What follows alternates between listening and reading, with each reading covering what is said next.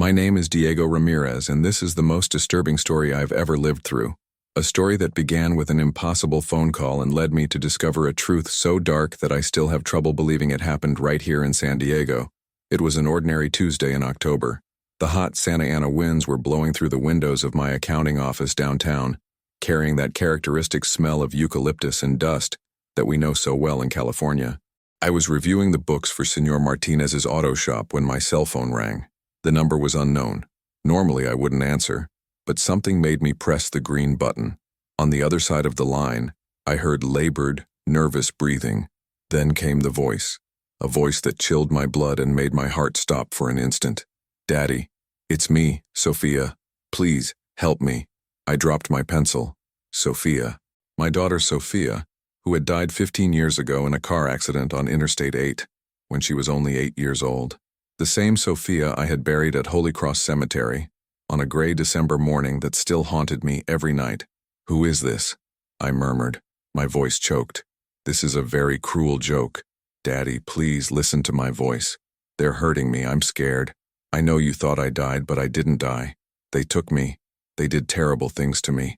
The words came out broken, whispered as if she was afraid of being heard, and there was something in the voice, something that reminded me of my little Sophia, the way she pronounced daddy, with that slightly Hispanic accent she had inherited from her mother, the specific tremor when she was scared. "Sophia died," I said, trying to maintain rationality. "I saw the body. I buried her. It wasn't me, Daddy. They put another girl in my place, a girl who was already dead. They needed you to believe I had died so they could take me to a very bad place." My head began to spin. Memories I had tried to bury for 15 years came back like an avalanche. The closed casket at the funeral, the doctors saying the body was too injured to be seen, the strange insistence of the traffic officers that the burial happen quickly, without much questioning. "Where are you?" I asked, my voice now firm, determined. "I don't know exactly. It's a big place with many white buildings. It has laboratories. They do experiments." Her voice broke. "Daddy, they inject things into me. They make my body change. It hurts so much." I felt anger beginning to boil in my chest. If a father can't protect his daughter, then what good is his existence? "Sophia, listen carefully. I'm going to find you. No matter where you are, I'm going to get you out of there." I have to hang up. "They're coming. Daddy, look for Dr. Marcus Chen. He knows everything. And be careful. They kill people who ask too many questions." The call ended. I sat there with the phone in my hand, trembling. 15 years. 15 years living with the guilt of not being able to protect my daughter. 15 years visiting a grave that might not even contain her body. I took a piece of paper and wrote the name, Dr. Marcus Chen. Then I turned on my computer and began searching. What I found disturbed me even more. Marcus Chen was a renowned bioscientist, specialist in genetic manipulation, who had worked on various government projects before disappearing from public records about 15 years ago. 15 years. Exactly when Sophia died. I smelled the coffee I had forgotten on the table, now cold and bitter. Ambulance sirens echoed in the distance coming from the direction of Balboa Park. San Diego continued its normal routine, but my world had just been turned upside down. I grabbed my car keys and locked the office. I had a long road ahead, and a visceral feeling told me my life would never be the same. As I walked to my blue Honda Civic parked on Broadway, one question hammered in my mind. How many other families had lost their children to this same lie? The sun was setting over San Diego Bay, painting the sky orange and red, colors that reminded me of Sophia's red hair when she was a child, colors that now carried a promise. I was going to find my daughter, whatever it cost. The next morning I woke up before the alarm. I had slept only 3 hours, but my mind was electric, processing every detail of the impossible call. I made strong coffee and sat at the kitchen table with my laptop, determined to discover everything about Dr. Marcus Chen. What I found in the first search results seemed like sanitized, almost artificial information. Stanford education, doctorate in biotechnology, scientific articles about cellular manipulation. But there were strange gaps in his biography. Entire periods without publications, without public appearances. That's when I decided to use the contacts I had made during my years as an accountant for small businesses in San Diego. I called Carmen Vasquez, an investigative journalist from the San Diego Union Tribune who had audited my books a few years ago. "Diego? What a surprise. How are you? Carmen, I need a favor. It's about something very personal and very serious. I explained the situation, omitting some of the more absurd details. Carmen was silent for a long moment. Marcus Chen. That name sounds familiar. Let me check our files and call you back. 2 hours later, my phone rang. Diego, I found something interesting. About 10 years ago, I received an anonymous tip about illegal experiments being conducted at a facility on the outskirts of San Diego. The source mentioned Marcus Chen as one of those responsible. I never managed to confirm the story because my source literally disappeared from the city. Disappeared. Vanished. Empty house, abandoned job, as if she had never existed. At the time, I thought it was her paranoia. But now, Carmen gave me an address. A rural property about 40 minutes from San Diego, toward the mountains. That's all I have, Diego. But please, be careful. If half of what my source said is true, these people are extremely dangerous. I hung up the phone and felt my stomach churn. It wasn't just the mysterious call anymore. There was a pattern, a conspiracy that had been unfolding for years. I went to the bedroom and opened the closet where I kept Sophia's things. There was a shoebox full of photos, drawings she made at school, the rag doll that was her favorite. I took a photo where she was smiling, showing her growing teeth, in front of the San Diego Zoo. In that photo, Sophia wore a yellow shirt with a sunflower design. Her red hair was tied in a ponytail and freckles were scattered across her nose. Her brown eyes sparkled with that innocence only children possess. As I looked at the photo, my mind went back to the day of the accident. I had left Sophia at my ex-wife Maria's house for the weekend. On Sunday night, I received the call from the police. Accident on I-8. Fatal victim. Come identify the body. But now that I thought about it, they never let me see the child's face. Too many injuries, they had said. It's better to remember her as she was. At the time, I interpreted this as compassion. Now I was beginning to understand it might have been something very different. I picked up my cell phone and called Maria. It had been 5 years since we'd spoken. She had moved to Phoenix after the funeral and cut contact with me, claiming that my presence only revived the pain. Diego? Her voice was different, more tense. Why are you calling? Maria, I need to ask you some questions about the day Sophia died. Long silence on the other end of the line. Maria, I can't talk about this. Her voice was whispered as if someone might be listening. Don't call me anymore. Wait, Maria. I received a call from Sophia. She's alive. That's impossible. Sophia died. I saw the body. You saw? You said it was better not to see, that it was better to remember her. Diego, please forget this story. It's dangerous. The call ended. I tried calling back, but the number was out of service. Dangerous. The same word Sophia had used, the same word Carmen had mentioned. I spent the rest of the afternoon researching child disappearances in San Diego over the past 20 years. What I found made me nauseous. There was a pattern. Children who died in accidents, but whose bodies were buried quickly, in closed ceremonies, without the possibility of proper farewell. At dusk, I made a decision. I was going to visit the address Carmen had given me, not as a desperate father, but as a methodical investigator. If Sophia was really alive, if there really was a conspiracy, I needed concrete evidence. I grabbed a backpack and put in some basic items: flashlight, binoculars, cell phone with extra battery, a knife I used for camping. I also took Sophia's photo. If I found her, I wanted to be sure it was really her. As I drove toward the mountains with the sunset reflecting in the rearview mirrors, one question echoed in my mind. How many parents were living the same lie I had lived for 15 years? And you? What do you think? Am I going crazy? Or is there really a conspiracy involving missing children? Leave your opinion in the comments, because from now on, the story gets even more intense. The road leading to the mountains was winding and poorly lit. As I moved away from the city lights, I felt like I was entering unknown territory. The address Carmen had given me was in a rural region, where properties were separated by miles of dry vegetation and rocky hills.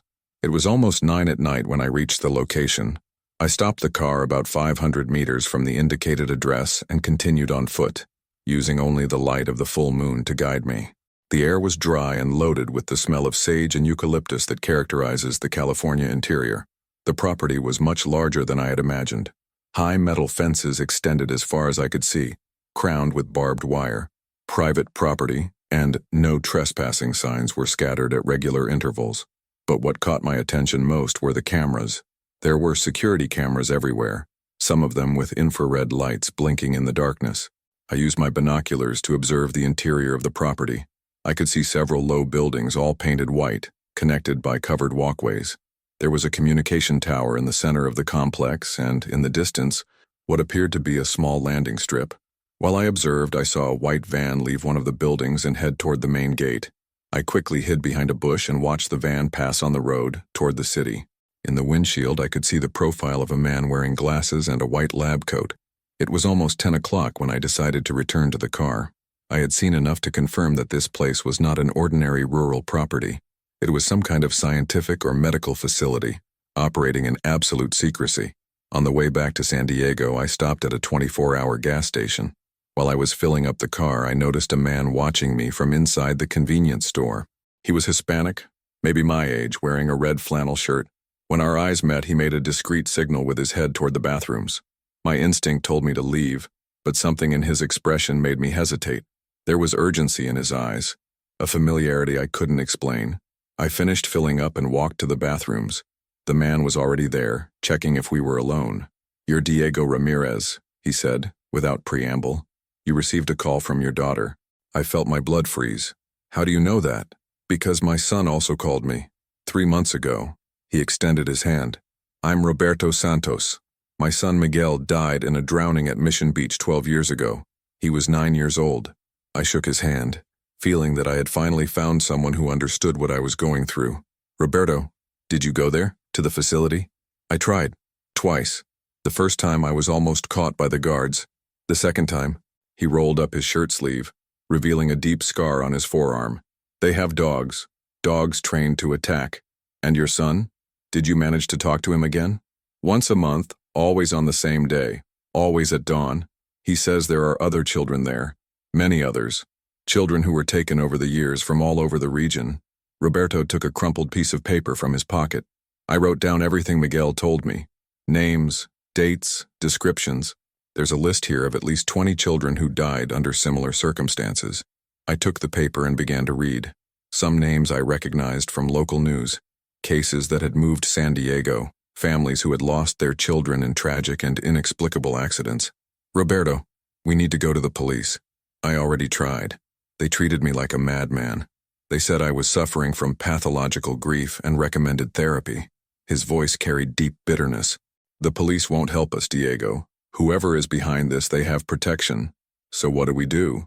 There are other parents like us. We're organizing, gathering information, planning a way to enter that facility and get our children out of there." Roberto handed me a card with only a phone number written by hand. "Call this number tomorrow night at 8 o'clock. Ask for Elena. She'll give you the details of our next meeting." As he walked away, I called his name. "Roberto, how many parents know about this?"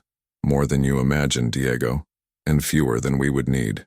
He disappeared into the darkness, leaving me alone with my thoughts and a new terrifying reality. I was not the only father living this nightmare. The trip back home passed quickly, my mind processing everything I had discovered.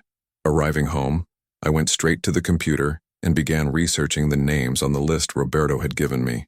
One by one, I found news of the fatal accidents. All followed the same pattern: sudden tragedies, bodies too injured to be seen, quick funerals, and devastated families. When I finally went to bed, it was past 2 in the morning. But before sleeping, I looked once more at Sophia's photo that I had left on the nightstand. "Hold on tight, my little one," I whispered. "Daddy is coming to get you." A father never stops fighting for his children. That's a universal law that not even death can break. Thank you for following along so far, folks. I know this story is affecting you as much as it affected me, but I can guarantee one thing: the best is yet to come. And when you discover the whole truth about this conspiracy, you'll understand why some people are capable of anything to silence fathers like me. The next night, exactly at 8 o'clock, I dialed the number Roberto had given me. A female voice answered after the second ring. "Elena Rodriguez speaking. You must be Diego." "Yes. Roberto said you could help me. Meet at St. Michael's Church on 30th Street in Balboa Park, tomorrow at 9 at night. Enter through the side door and look for Father Miguel in the confessional. He'll guide you." The call was brief and direct. The next day, I spent hours trying to concentrate on work, but my mind was completely focused on the evening meeting. When the time came, I drove to St. Michael's Church with a mixture of hope and apprehension. The church was a modest construction in Spanish colonial style, with its white walls and red tile roof shining under the streetlights. At night, the place had a solemn and welcoming air. I entered through the side door as instructed and found Father Miguel organizing some books near the confessional. He was a middle-aged man, graying hair with a gentle face marked by wrinkles that spoke of years listening to confessions and consoling the afflicted. "You must be Diego," he said, extending his hand. "I'm Miguel Santos. Father Miguel Santos. Are you related to Roberto?" "My younger brother." His expression darkened. When he told me about Miguel, my nephew, I thought he was having a nervous breakdown, until other parents started showing up here, looking for help and spiritual guidance to deal with impossible losses. He led me through a side corridor to a small room at the back of the church. Inside, there were 6 people sitting in a circle, 4 men and 2 women, all with expressions marked by pain and determination. "Everyone, this is Diego Ramirez," announced Father Miguel. His daughter Sofia was taken 15 years ago. One of the women, a Latina with dark hair and eyes red from crying, stood up and hugged me. "I'm Elena Rodriguez. My daughter Isabella was 7 when she drowned in the pool at home. That was 8 years ago. She called me for the first time 6 months ago." One by one, they told their stories. Carlos Mendoza lost his son in a bicycle accident. James Wright had his daughter hit by a drunk driver who was never found. Sarah Kim saw her son fall from a bridge while fishing with friends.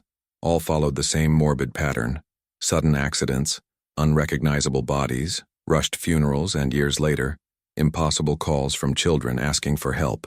"How many children do you think are in that facility?" I asked. "Based on the calls we receive and the information we've been able to collect," said Elena, "we estimate at least 50 children. Some must be young adults by now." Carlos opened a folder full of documents and photos. "We managed to map the facility's routine. There are shift changes every 8 hours. Supply transports arrive always on Tuesdays and Fridays. And we discovered something interesting." He showed an aerial photo of the property taken with a drone. "There's a section isolated from the main complex. Concrete building, no windows, surrounded by an additional electric fence. That's where we believe they keep the children." "How did you get this photo?" "James works for a surveying company. He managed to fly over the area during an official mapping of the region." James Wright, a tall, thin man with blonde hair, nodded. "It was risky, but worth it. I also discovered that the property is registered under a shell company, Biological Research Solutions. And this company doesn't officially exist. It's just a front. But following the financial trail, we arrived at something much bigger." Elena took another document. "Federal funding, military contracts. This operation has government support." I felt a chill. If the government was involved, this would explain why the police didn't take our complaints seriously. Father Miguel spoke up. "We also discovered that Dr. Marcus Chen is not the only scientist involved. There's a network of researchers working on human genetic modification projects, using our children as guinea pigs." Genetic modification? Reality was becoming even more horrible than I had imagined. The calls we received meant our children talk about injections, about changes in their bodies, about strange abilities they're developing, explained Carlos. "They're trying to create super soldiers, genetically enhanced humans." Elena took my hand. "Diego, I know it's a lot to process. We all went through this initial shock. But now you need to make a decision. Are you going to keep waiting for someone to solve this for us, or are you going to help us save our children?" I looked around the room, seeing faces of parents who had spent years suffering the same pain I had. Parents who had discovered that their family tragedies were actually part of a diabolical scheme of unimaginable proportions. "What do you need me to do?" Sarah Kim smiled for the first time since I had arrived. "We need someone with access to financial information. Someone who can track bank movements and discover who else is financing this operation. As an accountant, you have access to databases that we don't have," added Elena. "And your skills can help us understand the financial structure behind this entire conspiracy." Father Miguel stood up. "There's one thing we haven't told you yet, Diego. We're planning a rescue operation. We can't wait for official help anymore. We're going to enter that facility and get our children out of there." "When?" "In 2 weeks. On the new moon night, when the darkness is total." I felt my heart accelerate. 2 weeks to plan an operation that could save Sofia, but that could also put us all in prison or something worse. "And if we're caught, then at least we tried," said Elena, with a determination that reminded me of the courage I saw in Sophia's eyes when she was little and faced her fears. Because there's no force in the world greater than the love of a parent, willing to do anything for their children. I left the church that night with a clear mission and a tight deadline. I had 2 weeks to discover everything I could about the operation's financing, and 2 weeks to mentally prepare for the night that would change everything. The next few days were a race against time. During the day I maintained my normal routine at the office, but every free moment was dedicated to investigation. Elena had given me access to some banking information they had obtained through contacts in San Diego's financial community. Biological Research Solutions was just the tip of the iceberg. I discovered a complex network of subsidiary companies, all leading to a conglomerate called Helix Corporation, based in Delaware. What caught my attention most were the amounts. Monthly transfers of millions of dollars, coming directly from government agencies with coded names. I spent nights analyzing spreadsheets and documents, tracing connections between companies. My desk was covered with papers, charts, and notes scribbled during sleepless dawns. Coffee had become my best friend, and I felt I was developing permanent dark circles. It was on Thursday that I made a discovery that made me nauseous.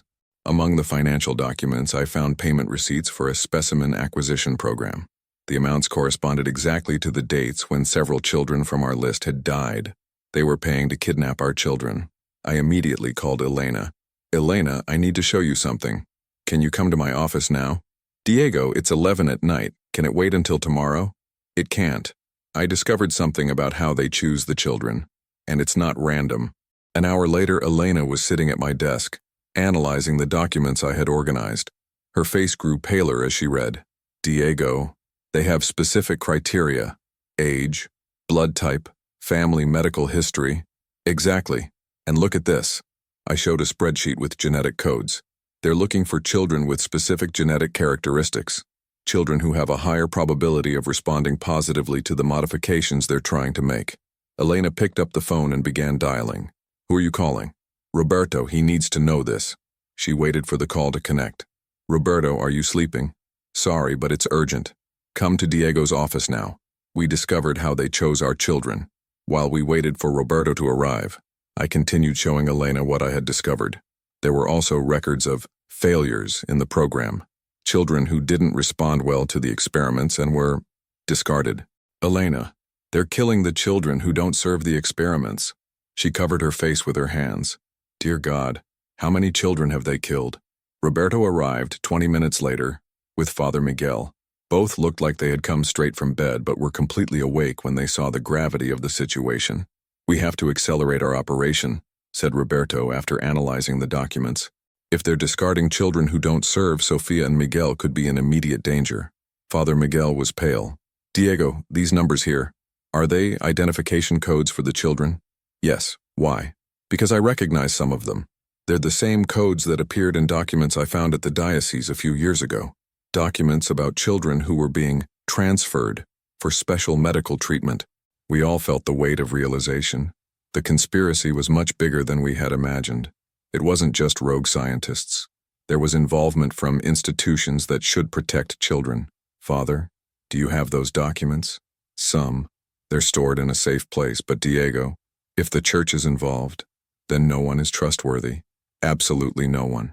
Roberto slammed his fist on the table. "Then we do this alone, without official help, without involving anyone else. Just us." "Roberto, we're only 6 people against a military operation. How are we going to succeed?" Elena stood up and walked to the window, looking at the city lights. "Remember what we discovered about the shifts? There's a change at 2 in the morning from Saturday to Sunday. That's when security is most relaxed." "And what exactly are you planning?" I asked. Roberto opened his backpack and took out a detailed plan of the facility. James managed to map the security system. There are blind spots in the east fence where the topography creates shadows from the cameras. We can enter there, and then we divide into 2 teams. One creates a distraction in the administrative area. The other goes straight to the building where the children are. Father Miguel pointed to the plan. "But how do we know we'll find the children? This complex is huge." Elena took her cell phone from her pocket. "Because we'll use this." On the screen, she showed an app I didn't recognize. It's a signal tracker developed to find cell phones even when they're turned off.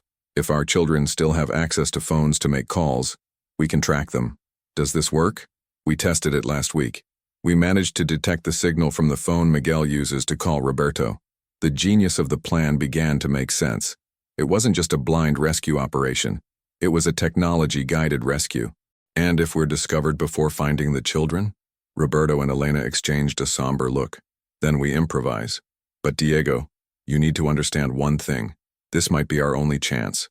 If we fail, they'll reinforce security and probably transfer all the children to another location.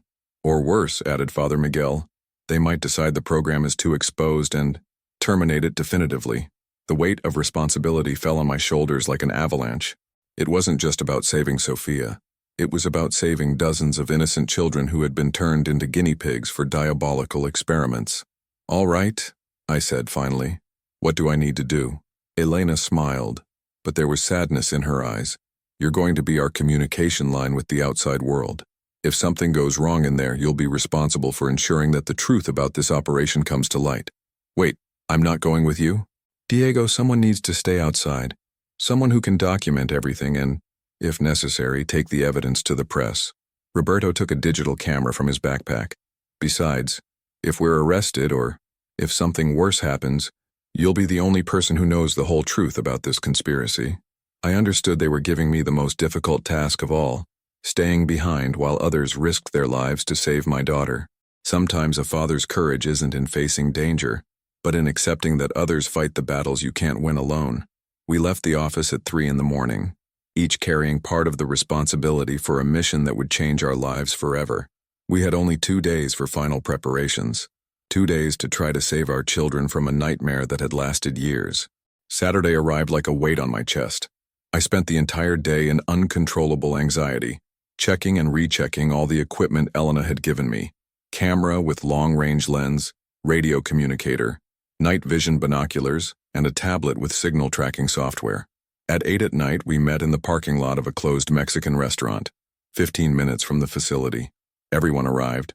Elena, Roberto, Father Miguel, Carlos, James, and Sarah. There was palpable tension in the air, as if we all knew that some of the people there might not return home. Elena did a final equipment check. Each person carried a small camera attached to their clothing, radios with earphones and basic tools for cutting fences and opening locks. James, who had military experience, also carried some devices he discreetly called last resort measures. Diego, said Elena, handing me a small briefcase. Inside are all the evidence we've collected over the past months. Financial documents, photos of the facility, recordings of the calls we received from the children, everything. If anything goes wrong tonight, you take this straight to Carmen at the newspaper. And if you manage to get in and out without problems, then tomorrow morning we'll deliver everything to the press ourselves, along with the children we managed to rescue. Roberto checked his watch. 2 hours until the operation begins. Let's get to positions. We drove in convoy to the rural area, with lights off when we approached the facility. My position would be on top of a hill about 800 meters from the fence, from where I could observe the entire operation through binoculars and maintain radio communication. When I reached the observation point, I lay down on the rocky ground and adjusted the binoculars. The facility was lit up like a small airport, with security lights scattered throughout the perimeter.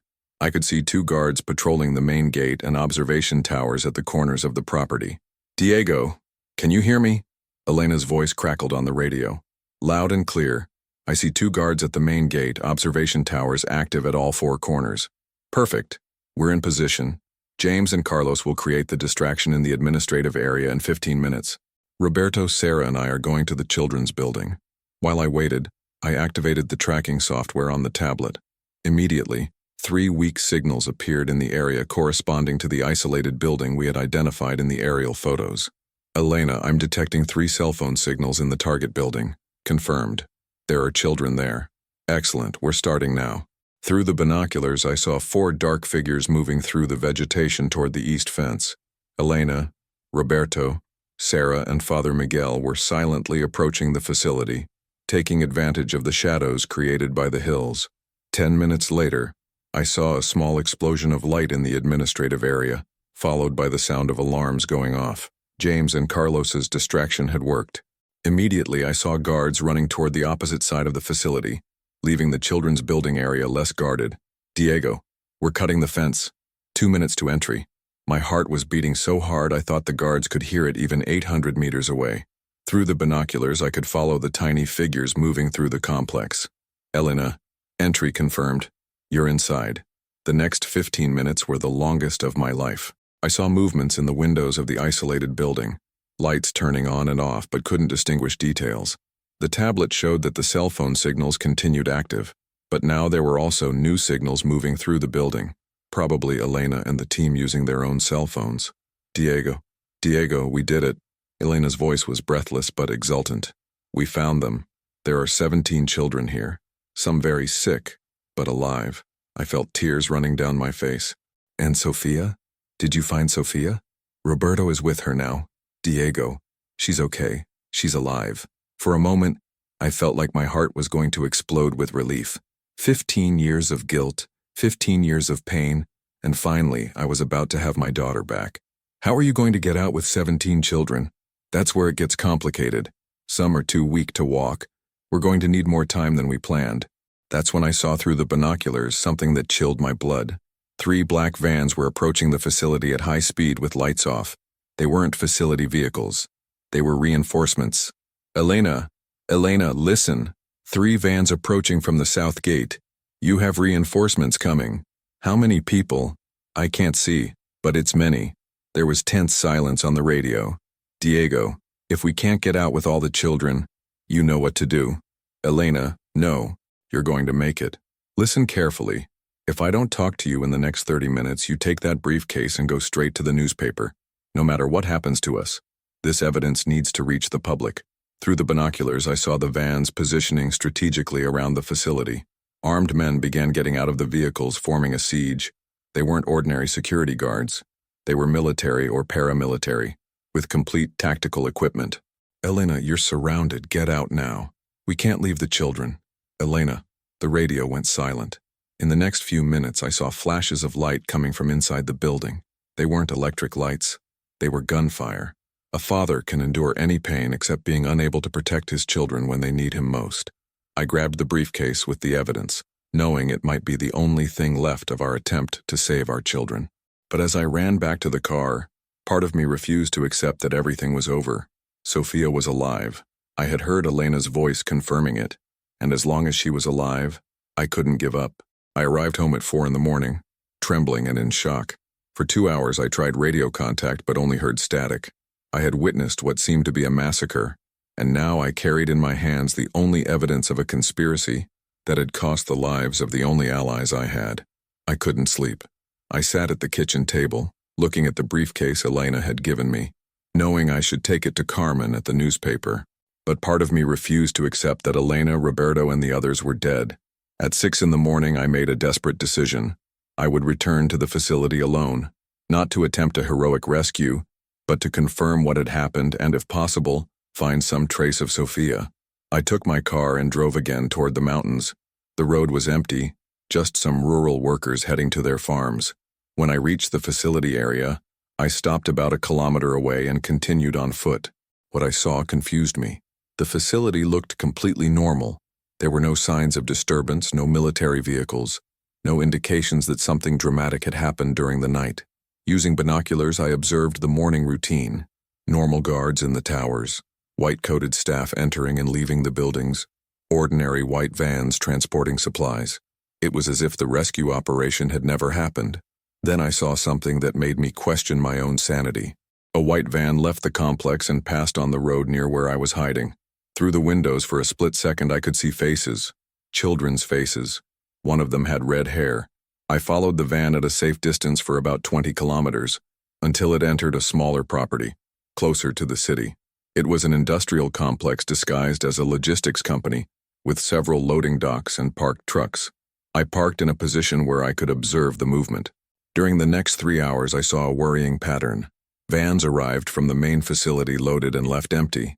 It was as if they were transferring something, or someone, from one location to another. Around noon, my phone rang. Unknown number. Daddy? It was Sofia. My Sofia. Sofia? My God, where are you? I'm looking for you, daughter. Daddy, listen. They moved us to another place. Those people who came last night. Some managed to escape, but others. Her voice broke. Sophia, are you okay? You didn't get hurt? I'm okay, but Daddy, they're very angry. They said someone told our secrets and now everything has to change. Where are you now? In another building. It still has laboratories, but it's different. And Daddy, there are new children here. Children who arrived this morning. I felt my stomach churn. They weren't just transferring the experiment children. They were bringing new victims. Sophia, can you see anything through the window? Anything that would help me find you? There are some big trucks outside, and I see some mountains in the distance. And Daddy, there's a tower with red lights blinking.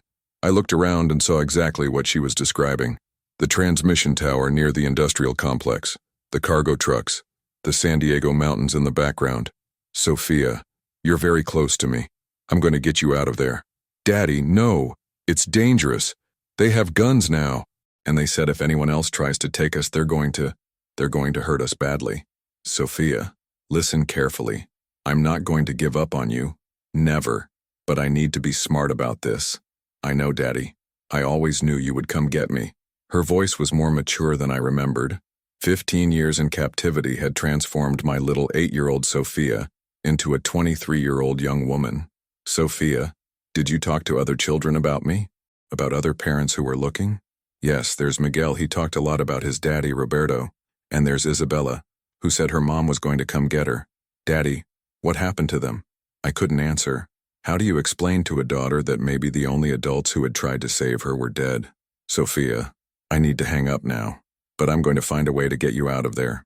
Do you trust me? I always trusted you, Daddy. After I hung up, I sat in the car for another hour, observing the industrial complex and trying to form a plan. I couldn't count on the police. They had ignored our appeals before. I couldn't count on the government. It was clear there was official involvement in the conspiracy, but I could count on the press. I took the evidence briefcase and drove directly to the San Diego Union Tribune facilities. Carmen Vasquez received me in her office, and when I opened the briefcase on her desk, I saw her eyes widen. Diego, where did you get all this? I told the complete story. Sophia's call, the group of parents, the financial investigation, the failed rescue operation. Carmen listened to everything in silence, occasionally taking notes. Diego, if half of what you're telling me is true, this is the biggest corruption and abuse story I've ever seen in California. Carmen, it's not about a story anymore. It's about dozens of children being used as guinea pigs for experiments. And now that they know we're investigating, they might decide to eliminate the evidence, she completed, understanding the gravity of the situation. Exactly. Carmen, can you publish this? I can, but I need more confirmations. Independent sources. I can't publish an accusation of this magnitude based only on documents that could have been falsified. I felt my hope beginning to fade. But, she continued, I can do something better. I can take this to a national network. I have contacts at CNN and NBC who would love to investigate a story like this. Truth is like sunlight. It can be hidden by clouds, but always finds a way to shine. Carmen picked up the phone and began dialing. Diego, you may have just saved not only your daughter, but dozens of other children. We're going to make the whole country know what's happening here in San Diego. While she spoke on the phone, organizing interviews and verifications, I knew I had crossed a line of no return. In 24 hours, this story would be on national news. And then, finally, Sophia could come home. The next 24 hours passed like a whirlwind. Carmen worked with impressive efficiency, contacting investigative journalists in Los Angeles and New York. By Sunday afternoon, my story was being verified simultaneously by 3 different reporting teams.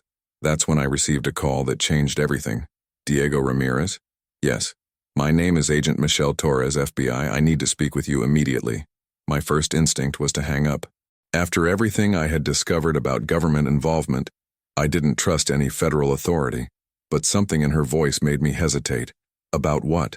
About your daughter Sophia, and about the clandestine operation you discovered.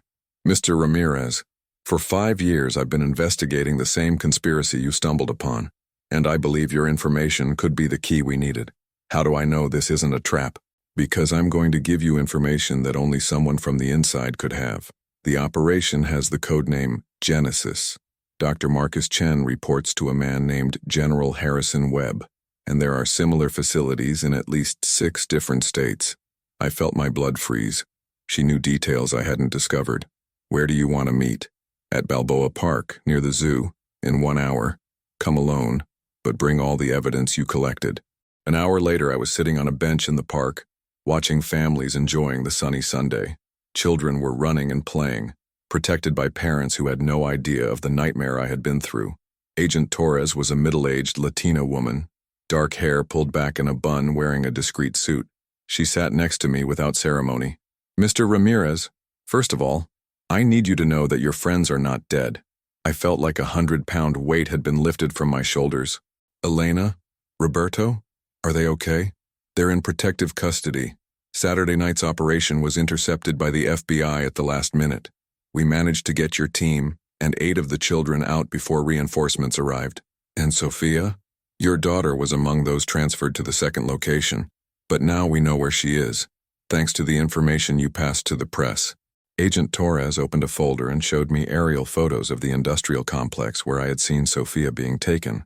"This facility wasn't on our radar. Your independent investigation discovered a part of the operation we were unaware of. How many children are there?" "We estimate 25 to 30. And Mr. Ramirez, there's something else you need to know. This isn't just a genetic experiment operation. It's a biological weapons development program." I felt the world spin around me. Biological weapons? They're genetically modifying children to be immune to certain toxins and viruses. The idea is to create soldiers who can operate in chemical and biological warfare environments. And what happens to children who don't adapt? Agent Torres lowered her eyes. Those who survive the experiments but don't develop the desired immunities are discarded. Those who develop serious side effects too. I felt anger beginning to boil inside me. There is no more heinous crime than stealing childhood and turning innocents into instruments of war. "Agent Torres, when are you going to close this facility?" "Tomorrow night. But we need your help." "How?" "Sophia trusts you. If we can establish communication with her during the operation, she can help us locate and calm the other children. Many of them are traumatized and might not cooperate with strangers." I understood I was being invited to officially participate in my daughter's rescue. "What exactly do you want me to do?" "Come with us. Stay outside with communication equipment. When our team enters, you'll talk to Sophia and guide her on how to help the others." It was everything I wanted, finally being an active part of my daughter's rescue. But I also knew that if something went wrong, I could lose Sophia forever. And if they decide to kill the children when they realize they're being invaded, it's a risk. But based on the information your friends collected at the first facility, we know they prefer to transfer the test subjects rather than lose them. It's years of investment in each child. Agent Torres handed me a card. "Think carefully, Mr. Ramirez. It's your decision. But if you choose to help us, meet me tomorrow at 8 at night at the address on the card." After she left, I sat on the bench for another hour, watching the children play. In less than 24 hours, maybe Sophia could be among them, free to be just a young woman enjoying a Sunday in the park. When I got home, I turned on the television. Carmen had kept her promise. The story was being broadcast on CNN as breaking news. Conspiracy of child abduction for genetic experiments exposed in San Diego. My phone started ringing nonstop. Journalists, curious people claiming to have gone through similar situations. I turned off the device. That night, I dreamed of Sophia as a child, running through the waves at La Jolla Beach, her red hair flying in the wind. In the dream, she turned to me and said, "Daddy, come play with me." I woke up with tears in my eyes, knowing that maybe soon this dream could become reality, at least an adult version of it. On Monday night, I drove to the address Agent Torres had given me. It was a commercial office complex that appeared empty, but when I entered the parking lot, I saw several black vans and SUVs with government plates. Agent Torres met me at the entrance and led me through corridors to a room that had been transformed into a command center. There were maps on the wall, computers, communication equipment, and at least 15 agents working.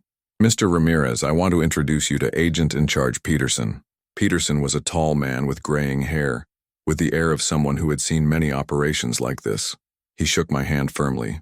"Mr. Ramirez, your information was crucial to getting us here, but I need to be honest with you about the risks." He took me to a detailed map of the industrial complex. This facility has much more sophisticated security measures than the first one. Biometric alarm systems, armed guards, and what's most concerning, we detected evidence of explosive devices in the buildings where the children are. I felt my stomach contract. They're going to blow up the place if they're discovered? It's a possibility. That's why the operation needs to be quick and silent. And that's why your communication with Sophia is so important. Agent Torres approached carrying communication equipment. Diego, I'm going to teach you how to use these devices. During the operation, you'll be in a van 500 meters from the facility. When our team makes contact with Sophia, you'll take over communication and guide her. The next 2 hours were spent in detailed briefings. I learned about the operation structure, 3 simultaneous entry teams, an explosive disarmament team, a medical team to attend to children who might be injured or sick. At midnight, the convoy headed to the rural area. I was in a command van with Agent Torres, Agent Peterson, and 2 communication technicians. Through monitors, I could follow images from cameras the agents carried. All teams ready for green light, I heard on the radio. Team Alpha, go. Through the monitors, I saw the first team silently approaching the perimeter. They had night vision equipment and moved like ghosts through the darkness. Fence breached. Moving to Building Alpha. My heart was beating so hard I was sure everyone in the van could hear it. Contact with subjects requesting communication with family member. It was time. Agent Torres handed me the microphone. Sophia, it's Daddy. Daddy? Her voice came through the radio, choppy but clear. Daddy, there are men here. They said they're police. Yes, they are, daughter. They're good people who came to get you. You're safe now. Daddy, there are other children here who are very scared. Some are sick. Sophia, listen carefully. You need to help these people take care of the other children. Can you do that for me? I can, Daddy. Agent Peterson whispered beside me. Ask her to describe the building layout.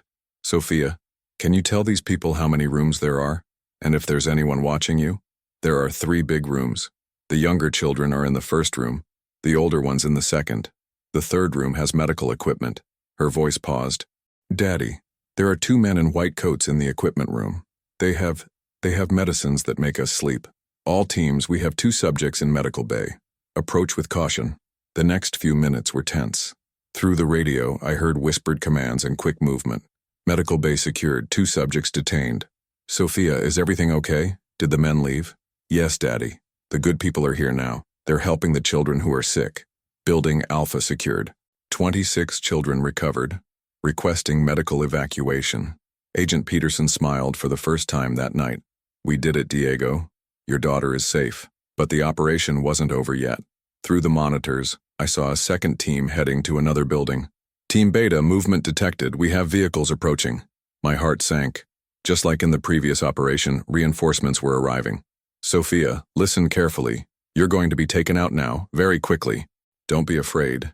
They're good people taking you to a safe place. Daddy, am I going to see you? Very soon, daughter. Very soon. The longest distance in the world is the one that separates a father from his child in danger. All teams, extraction now. We have company. The evacuation was like a military operation. Ambulances and medical vans were strategically positioned, and in less than 15 minutes all the children had been removed from the facility and taken to San Diego Naval Hospital. I arrived at the hospital at 4 in the morning where I found a scene I will never forget. In the pediatric corridor there were dozens of people. FBI agents, doctors, nurses, and other adults I didn't recognize. Agent Torres found me at reception. Diego, I want you to meet some people. She led me to a waiting room where 6 adults of different ages were sitting. When they saw me, some stood up. Diego Ramirez, said Agent Torres. These are the parents of the other children who were rescued tonight. A woman with graying hair approached and hugged me, crying. I'm Margaret Williams. My daughter Emily was taken 12 years ago when she was 6. She's here. She's alive because of what you did. One by one, they thanked me. They were parents of different ethnicities, social classes, professions. The only thing that united us was shared pain, and, now, the joy of reunion. Where are Elena and Roberto? I asked. They're in another wing of the hospital, with the children who were rescued in the first operation, explained Agent Torres. Everyone is fine. And Diego, there's more good news. She handed me a report. In the last 24 hours, similar facilities were closed simultaneously in Nevada, Arizona, Texas, Florida, and North Carolina. More than 200 children were rescued. 200 children, 200 families who went through the same nightmare I did. And those responsible? Dr. Marcus Chen is in federal custody. General Harrison Webb was arrested this morning in Washington. Dozens of others involved are being investigated. That's when a nurse approached. Mr. Ramirez? Sophia is awake and asking to see you. My legs went weak. 15 years. 15 years since I had seen my daughter. I followed the nurse through corridors that seemed endless to a private room. When the door opened, I saw a young woman sitting on the bed, red hair, now long,